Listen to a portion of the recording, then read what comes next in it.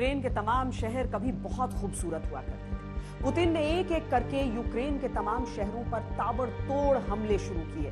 पहले यूक्रेन के सैन्य ठिकाने उड़ाए, फिर रिहायशी इलाकों को निशाना बनाना शुरू किया। यूक्रेन के जो शहर एक समय पर जगमगाते थे, वो खंडहर में तब्दील होना शुरू हो गए। पुतिन का मकसद था यूक्रेन को नेस्तनाबूद करके रूस का वर्चस्व स्थापित करना और जीत का सहरा अपने सर मानना।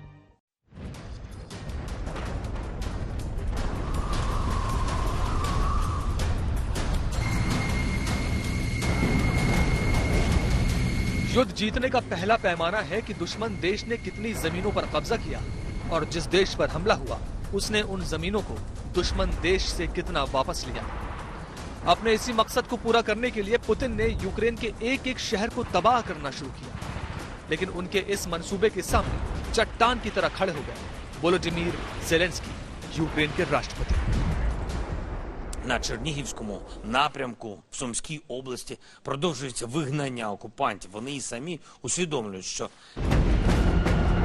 जो जंग शुरू में लग रही थी कि रूस 4 दिन में खत्म कर देगा, वो 1 महीने से ज्यादा चल गई।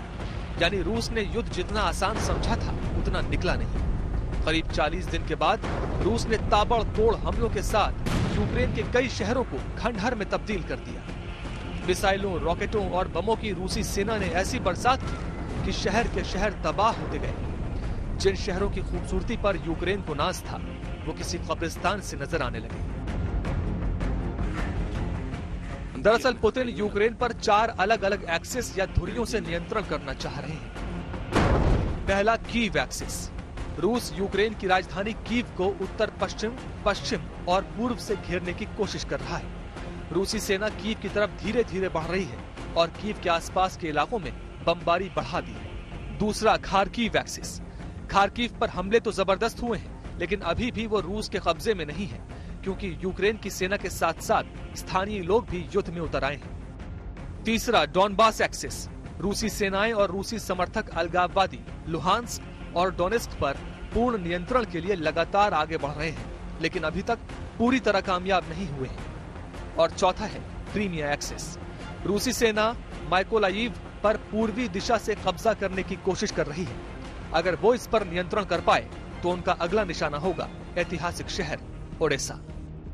यूक्रेन अपनी एक ज्यादा आक्रामकता दिखा रहा है, चाहे वो बेलगोरोद का तेल डिपो बॉम्ब करना हो या फिर इनफैक्ट मारियोपोल जैसे इलाकों में भी यूक्रेन का दावा है कि उसने चुनौती दी है रूसी फोर्सेस को। अब किस हिसाब से देखें इसे? श्वेता, ये मेरे ख्याल पहले हफ्ते में क्लियर हो गया था कि जो रूस की सारी स्ट्रैटेजी है ये विफल होने जा रही है। ये बात अपनी जगह ठीक है कि दक्षिण के क्षेत्र में रूस ने काफी बड़े एरिया के ऊपर कब्जा किया, लेकिन कोई भी बड़ा शहर उनके कब्जे में नहीं आया। मारियोपोल में भी अभी लड़ाई चल रही है। खैरसन उन्होंने ले लिया था, लेकिन उसमें भी अब वो पीछे हट रहे हैं। और कुछ जो खबरें आ रही हैं उसमें यूक्रेन की सेना वहां पर भी वापस आ गई है।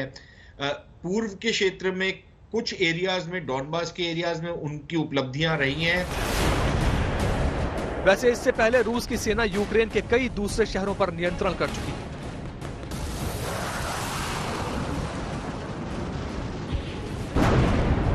चेर्नोबिल पर रूस का कब्जा।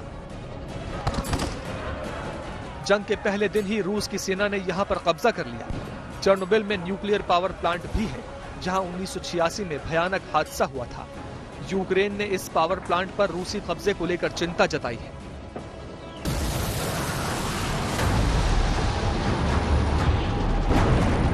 चेर्निहिव में संघर्ष जारी।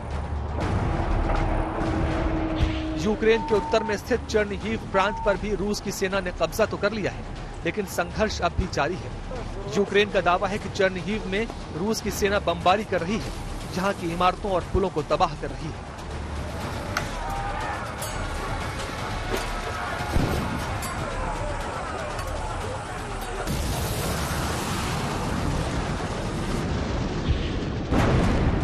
सूमी में युद्ध जारी।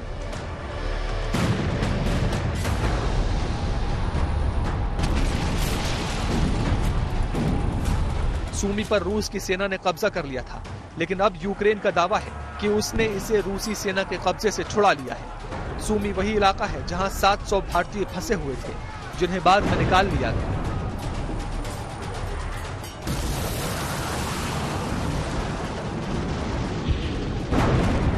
खेरसन पर रूस का कब्जा।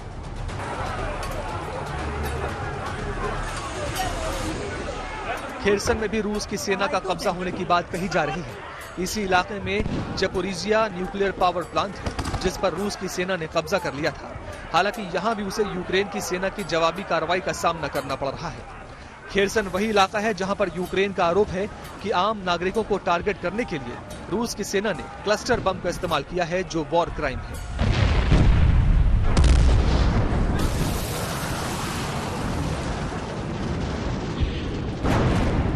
मारियोपोल तबाह हो गया।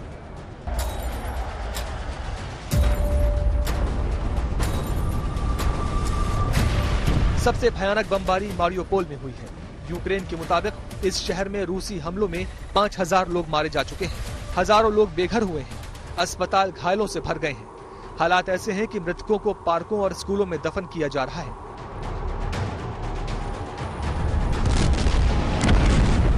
रूस ने यहां पर ऐसी तबाही मचाई है कि 90% इमारतें खंडहर में तब्दील हो चुकी हैं। लेकिन अभी भी इस पर रूस का कब्जा नहीं है।